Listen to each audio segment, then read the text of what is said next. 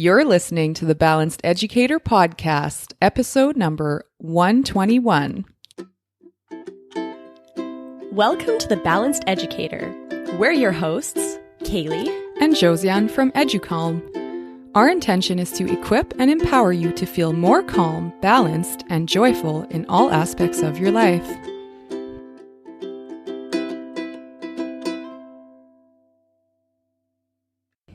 Hello there and welcome. We are so happy to have you here with us today.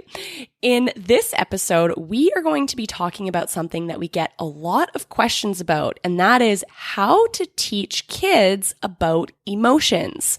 So we're going to talk about exactly how we like to explain emotions to our students, and then we're going to talk about strategies, breathing strategies specifically, that we can teach to our students to help them manage those emotions, and how we explain to the students why we use those breathing strategies. So we're linking up the explanation of what emotions are, how to manage them, and why the strategies we teach help to manage emotions. But before we get into this episode, we're excited to share this week's sponsor, which is EduCalm Classroom.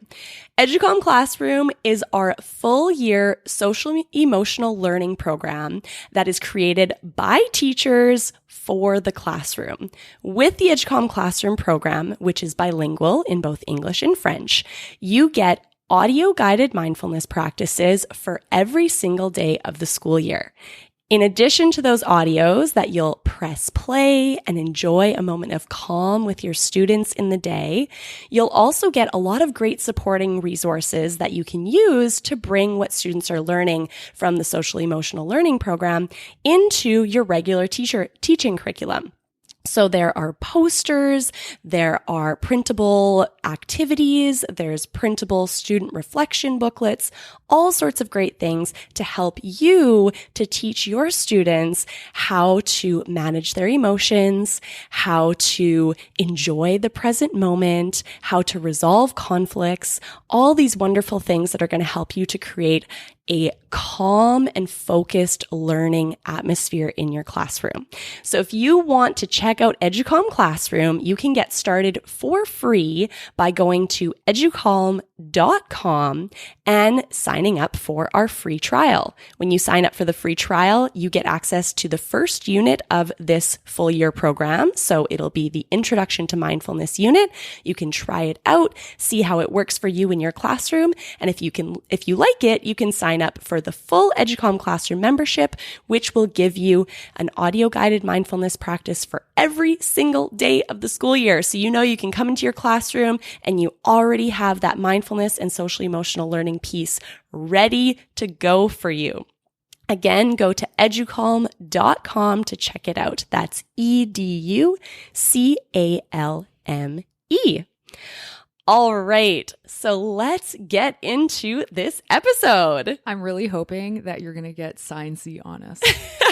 I will, and I'm going to get sciencey in the way of how to teach it in kind of like a sciencey way, but to our students. Yes, so I feel like before we even dive into that, if you're interested in learning how emotions work in the body more with an adult conversation, let's say, we have a whole series on the podcast named Avoid Teacher Burnout, and it's episodes 74 to 78. And then we take like a deep dive into what are emotions and how to manage them as teachers and adults. Yes. So this episode is specifically for how to teach this to kids. Exactly.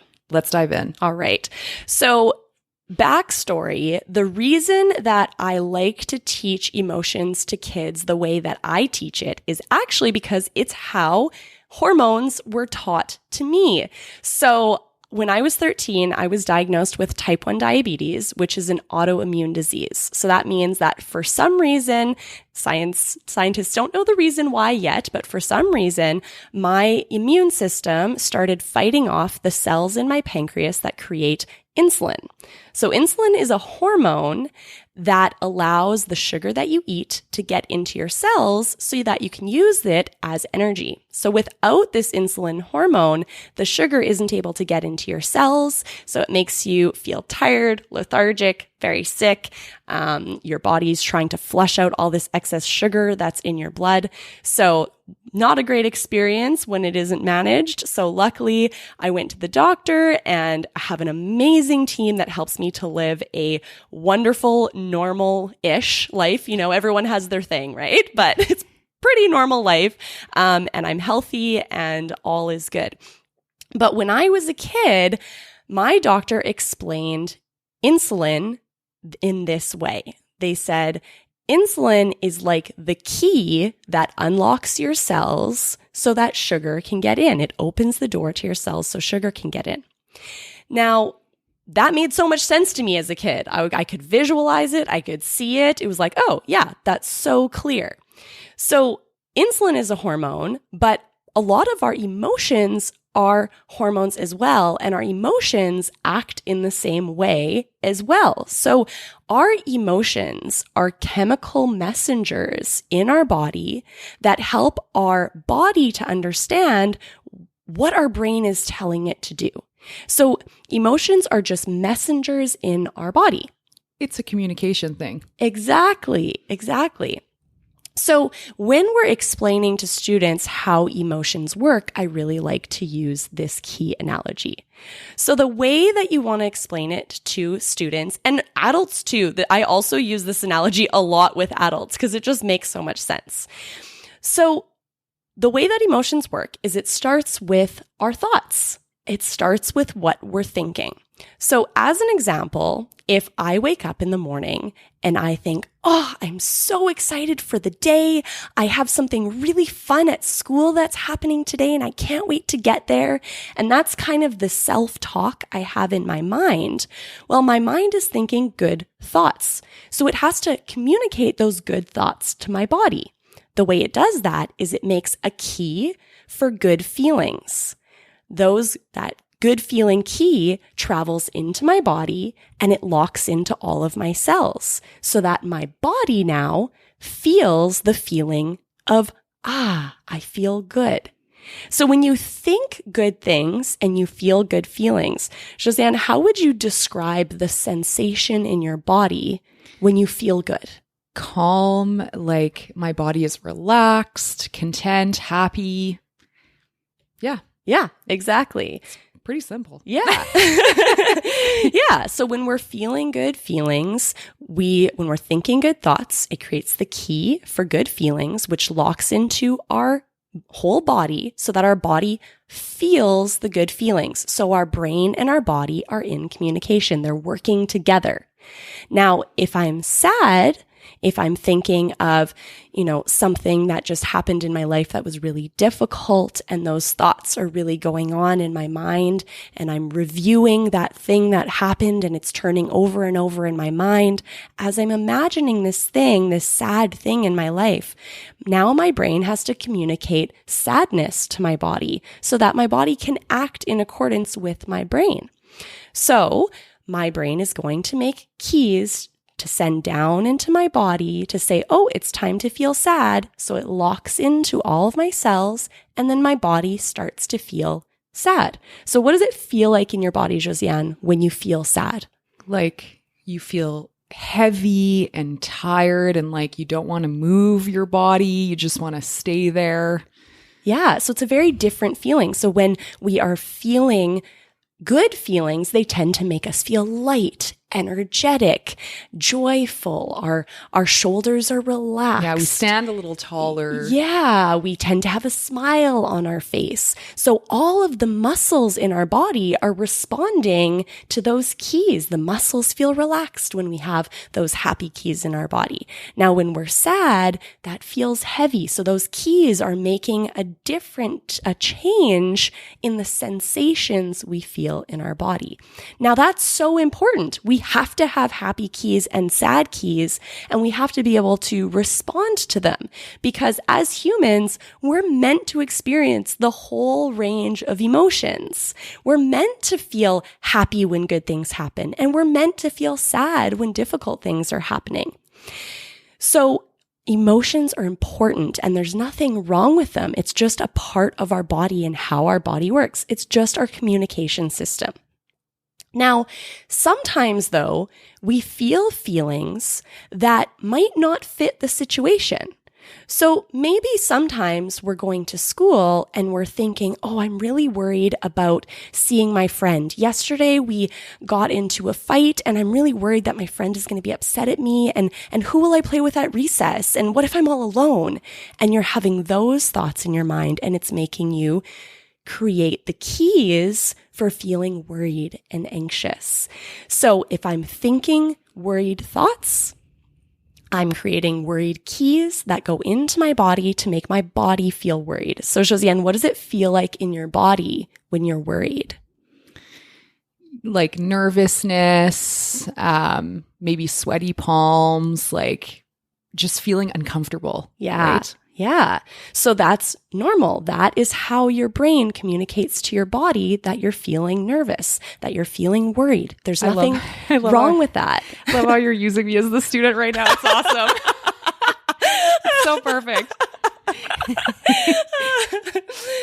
It's working well. It's a good demonstration. Because this is how I would actually do it. I would love to be your student. Oh, wonderful. Honestly. This is how I actually teach it to students. So I engage them in that conversation and ask them how the emotion feels in their body, because it's important to see that, oh, that's the messenger. Oh, that's the message I'm getting right now. And with little ones, it helps them to identify what they're actually feeling, because sometimes they don't know how to answer that question. So if another student says it, or it's part of the conversation, then that student can identify with, oh yeah, that is what I feel. That is the feeling of feeling worried or anxious or whatever. Exactly. Or another thing that I'll like to say is, okay, when you're feeling frustrated or angry. Angry is usually an emotion that most kids understand and can connect with. So that's a good one to use. So if you say, okay, what does it feel like when you're angry? And if they're having a hard time explaining what that feeling is, say, what do your hands do when they're angry? When they're angry? Ah, they make fists. What do your shoulders do when you're angry? Ah, they kind of come up towards your ears. How does your chest feel? How does your heart feel when you're angry? Oh, it kind of feels closed off. I kind of round my shoulders forward. So my heart is kind of protected. So I go through those. How does your face feel? We talk about that. What is the temperature of your body? Ooh, I feel hot when I'm angry. My body feels hot when I'm angry. So helping them to recognize those signs, those messages of the emotion you're feeling right now is so helpful in helping students to decode emotions and become more self-aware, more aware of, oh, I'm angry right now. Okay, my hands are in fists. That means I'm angry. So once we can understand the feeling, the sensation of the emotion in our body, then the next thing is we can start to choose, do I want to feel this way? Or do I want to shift how I'm feeling because I don't like how this feels? So for example, when we'll go back to the feeling of feeling anxious. So I'm thinking worried thoughts. I'm worried about what's going to happen at school. I don't know what's going to happen next. Will my friend be angry at me? Am I going to have someone to play with at recess? Or is there a test coming up that I'm worried about? And I'm going through all the scenarios in my mind of how I might do bad. So then we say, okay, what is happening when you're thinking those thoughts? Your mind is making the emotion key for worry. It's going into your body and it's making your body feel worried. Okay. So now let's talk about some strategies when we want to shift that. Maybe I don't want to feel worried or anxious before I go to school. So what can I do? Well, because the emotion starts with our mind, it starts with our thoughts, it's important to practice focusing our thoughts on something else, on something that feels good. So we want to shift our thoughts away from whatever it is that we're worried about and intentionally put our thoughts on something that makes us feel good or just makes us feel neutral. So when we're doing breathing strategies, that's something that helps us to feel neutral in this moment. We use all of our senses and our intention to really focus on the breathing strategy. And as our mind is busy focusing on the breathing strategy, it doesn't have the space to focus on the worry. So it stops making those emotion keys for being worried. And instead, it starts making emotion keys for feeling calm and in the moment. Okay, so I think I know the answer, but why? There's like a million ways, right, to get yourself out of that feeling into another better feeling emotion. Yeah. But why with kids are we talking breathing strategies specifically today? So often when we are dysregulated, meaning that we're feeling a big emotion, our brain, so our amygdala, which is like the big emotion center of our brain, kind of goes wild. And when that big emotion center kind of goes wild, it takes our rational brain, our thinking brain, our planning brain offline. So when we are in that state, our body has shifted out of the rest and restore calm nervous system, and it's shifted into kind of the stress, fight and flight nervous system. So our nervous system goes throughout our entire body. So when we are in the fight and flight, a big emotional nervous system, we can use not just our mind, but we can use our whole body to help us shift back into rest and restore and a calm state. So what we want to do is we want to use different parts of our body to tell our body, to communicate to our body, actually, I'm safe right now. All is well. So when I'm stressed out, if there's a bear chasing after me, I'm going to be breathing fast. My heart rate is going to be high. I'm ready to run away from that danger. But if I'm sitting in a field, lying on the grass, looking at the clouds go by, my body is safe. So I'm going to be breathing deeply and slowly. My heart rate is going to be normal. I'm going to feel relaxed. So what we want to do is we want to help our body get into that rest and restore state by using our breath to almost trick or flip the switch in our nervous system to say, actually, we're safe right now. Because when we're safe, we breathe deeply. So if we're breathing deeply, we're safe. Okay, but why do we not just tell kids, breathe, just breathe? There's a reason for that. Yeah. Well, because when we are in the fight and flight state, when we are in that stress, worry, anxious state, we're breathing. We are breathing, but we're breathing shallow. But why? Yeah. So we need to, if we just say breathe or take a deep breath to our students, that's not enough. Their brain, their thinking brain, their rational brain is offline. So they can't, if they haven't practiced this before and they don't understand that when you say take a deep breath, they've practiced hundreds of times what taking a deep breath feels like, then they aren't going to know the type of deep breath that needs to happen to get them out of fight and flight and into rest and restore. But even with that, why don't we just say, okay, you're angry or you're upset. Okay, inhale, exhale. Why do we teach them strategies instead of just breathing with kids specifically? Well, when we're using a strategy like the ones that we're going to teach you in a minute, we are not only just breathing, but we're also using our mind to focus on an action that we're doing in the moment. So not only is it getting our body to breathe deeply so that we can get back into that rest and restore state, but it's also using our mind's attention to focus on something in this moment. So instead of my mind being still, I might be breathing deeply, but if I'm still thinking of the thing I'm worried about, my brain is still sending those emotion keys into my body. So I need to distract my mind from that worry and bring it back to the present moment where I'm safe. And to do that, in order to really be able to get my mind to stop thinking of the worry, I need to focus it on something else. Yeah. And with kids, if you just say, let's breathe, what are they going to do? They're not going to take deep breaths. They're probably going to go, right? Like they don't. Even for myself as an adult, sometimes I'll recognize that I'm getting agitated and I'll think like, okay, I need to take some deep breaths. But if I just like sit there and don't do anything with my body and just take deep breaths, it isn't as effective as if I do a breathing strategy that involves my whole body. When we're getting remember, our whole body is connected. It's constantly in communication. There's never a time that my heart isn't talking to my brain, that my gut isn't talking to my heart and to my brain. Our entire body has many different systems of communication. So we have our nervous system. We have our hormonal system. We have all these messengers going on all the time. So when we get our whole body involved, we're getting our whole body involved. If we're just trying to use one part of our body, we aren't managing the whole system. It's a whole system that we need to manage.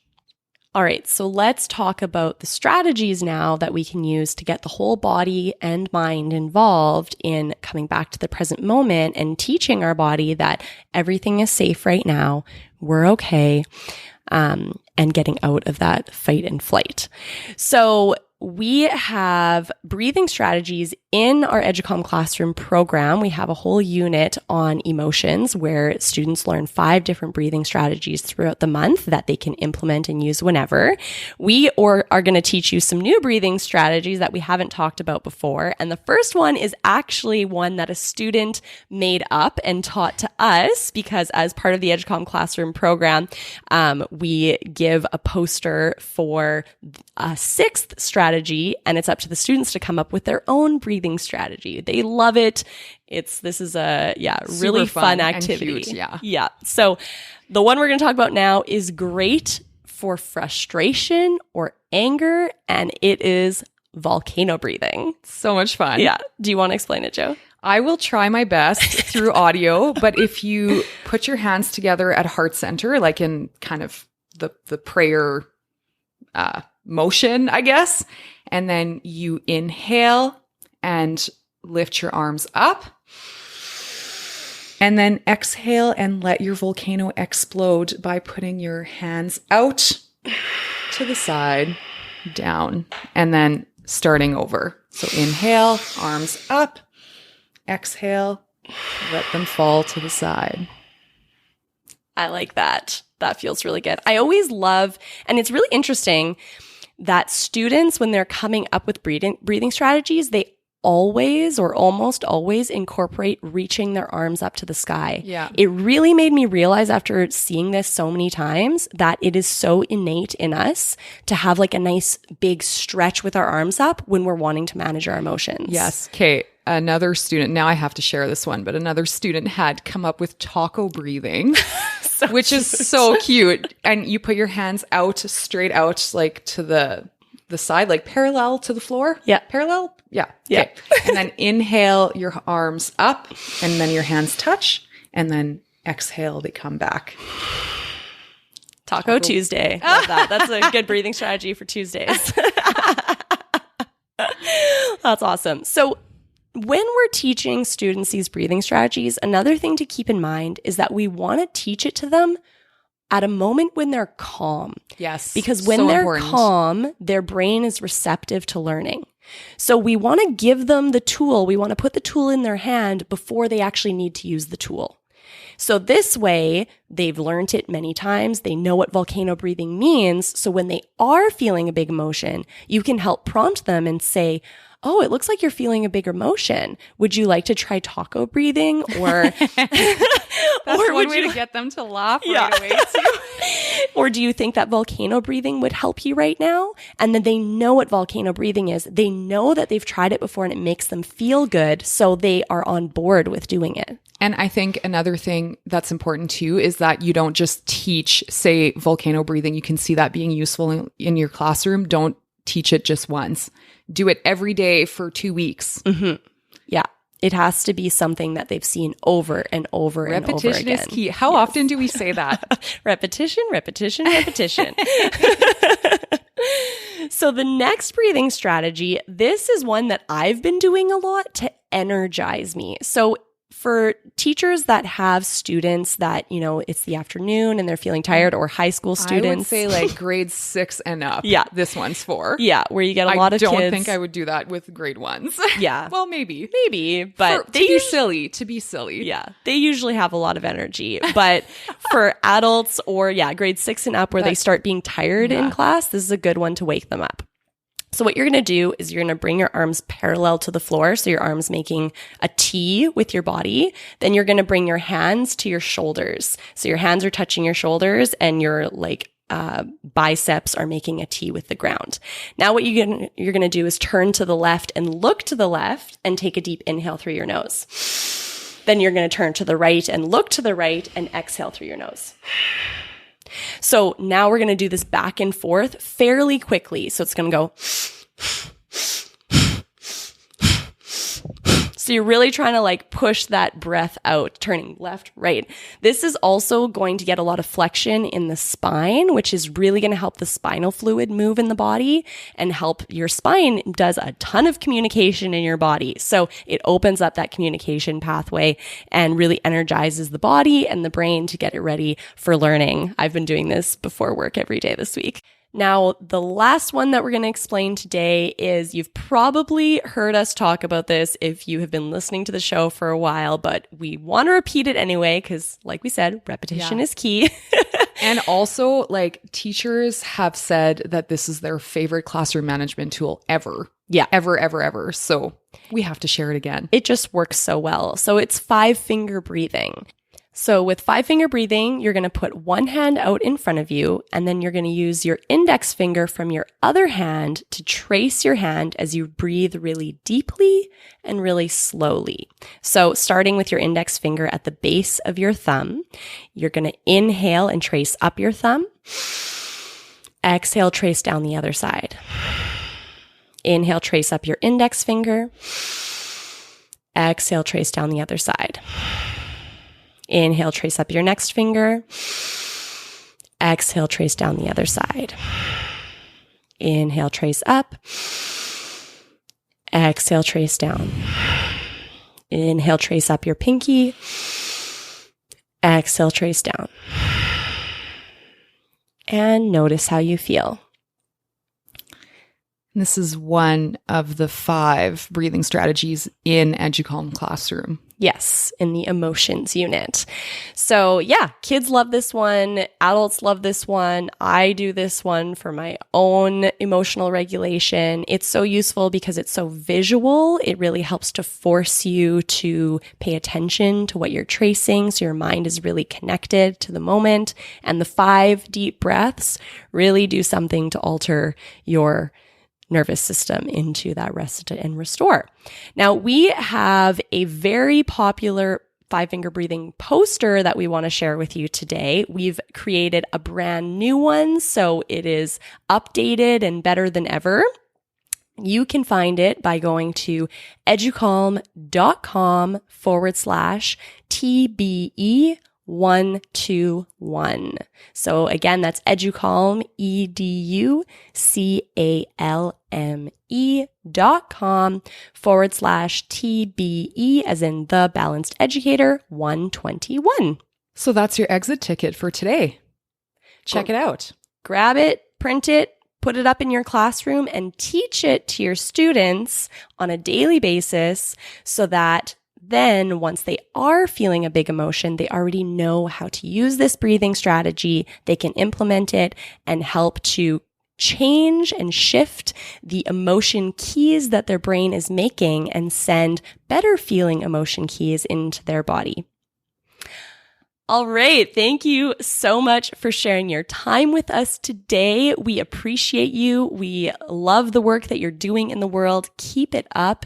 If you enjoyed this episode, please share it with someone that you think would get value from it too.